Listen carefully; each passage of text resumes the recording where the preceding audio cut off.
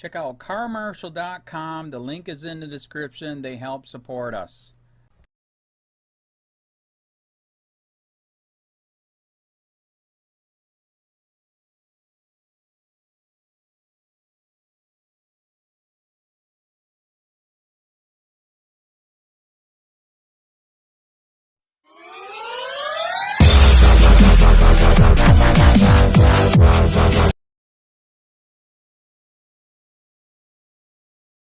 Watch, cops caught competing in race to run over raccoon, slowly torturing it to death.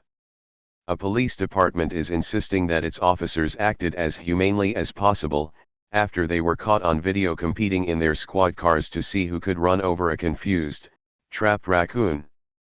By Rachel Blevins, March 13, 2018. Haymans, New York. Multiple police officers are being criticized after a video was posted on Facebook that showed two squad cars racing across an open parking lot and attempting to run over a raccoon. The video was posted by Brianna Catucci, and in the caption, she wrote, "Leaving the grocery store to find two cops charging at a raccoon in a car for 15 minutes until dead. You would think if it had rabies they would shoot him instead of torturing. Sad day." The Haymans Police Department also took to social media to confirm they had received multiple calls about a raccoon, and that the suspects seen in the video were officers from the department. The statement claimed that by racing across a parking lot and appearing to make a competition out of running over a scared raccoon, the officers were handling the situation as quickly and humanely as possible. On March 12 we received numerous calls about a rabid raccoon in Faith Plaza. The raccoon had attempted to get into the establishment at one point. Our officers did find the raccoon, but it was not in an area that was safe to discharge a firearm due to the proximity of pedestrians and residences. They dispatched the raccoon as quickly and humanely as possible. The video clips posted by Catucci received more than 50,000 shares in less than 24 hours, and the Facebook users who responded to it were horrified by the scene. But the most scathing comments came from users who were responding to the department's support of the incident. "I bet you would have no problem shooting a black man in a place with buildings and pedestrians, so why not a raccoon?" One user wrote. "This is shameful and a disgrace. Those officers should be arrested for animal cruelty. I don't think you'd like being run over by a car." Another user noted the difference between an officer being the culprit in such an incident, and an average citizen. "Are these officers going to get charged with animal cruelty for torturing this animal?" he wrote. "If I would have attempted this I would have surely been charged. Issue a sincere apology and reassure the public that you weren't just playing a sick game, how it looks to a lot of folks. That you were trying to act in the best interest of public safety, and that you'll come up with a better way to humanely dispatch an animal in the future, or tell people that you're right and they're wrong because you're the police," another user wrote, pointing out that if the department had issued an apology for the conduct of its officers, it may have received a different response in the comments section. The State Department of Environmental Conservation confirmed that it is investigating the incident.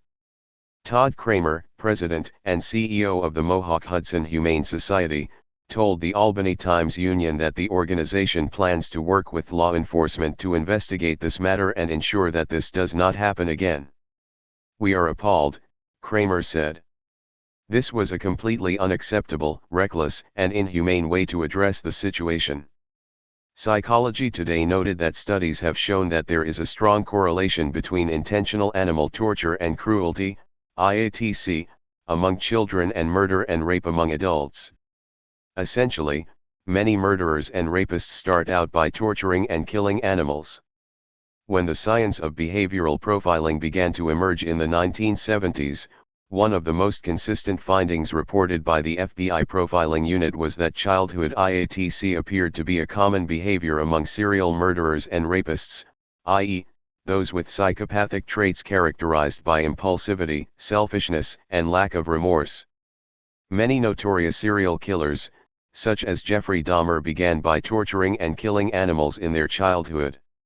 If the Haymans police officers featured in the video saw no problem with intentionally torturing a helpless raccoon, then it raises serious questions about the psychopathic traits they are fostering, and why the department is turning a blind eye.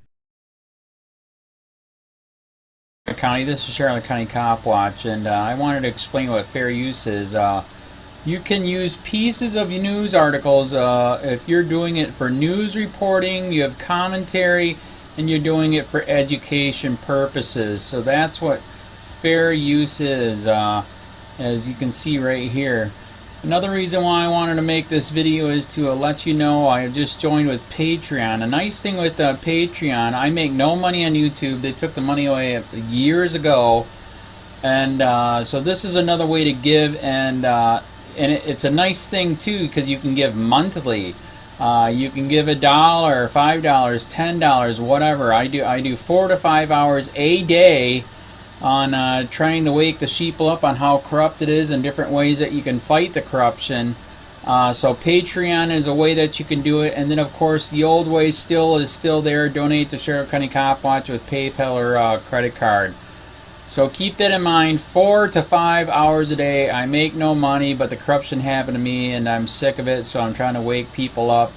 But my wife would love it if if we could get some help out there. There's 47,000 subscribers. Just think if each one of you subscribers just gave let's say actually yes, $1 a month. 47,000 subscribers gave $1 a month.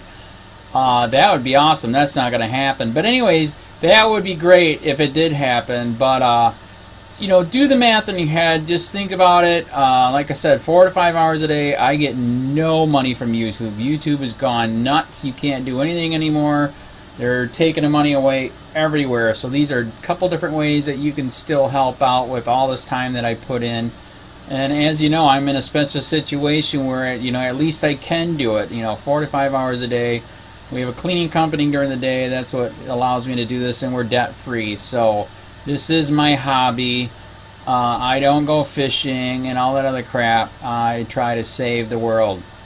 So help me out to make the wife happy, man. In fact, if you guys did give $1 a day, and there was 47,000 of you, and you did it, and each of you gave $1, and that was every month, oh my God, yes, I could quit. I could start suing them. Another idea too that we have is, if I got, some funds, we could actually contact everyone that has been ticketed and or arrested and put in jail and start sending them postcards to let them know we're here, and to see if everything went all right, and if it didn't, find out their story. So we could even do more investigations and more lawsuits. Lawsuits take money.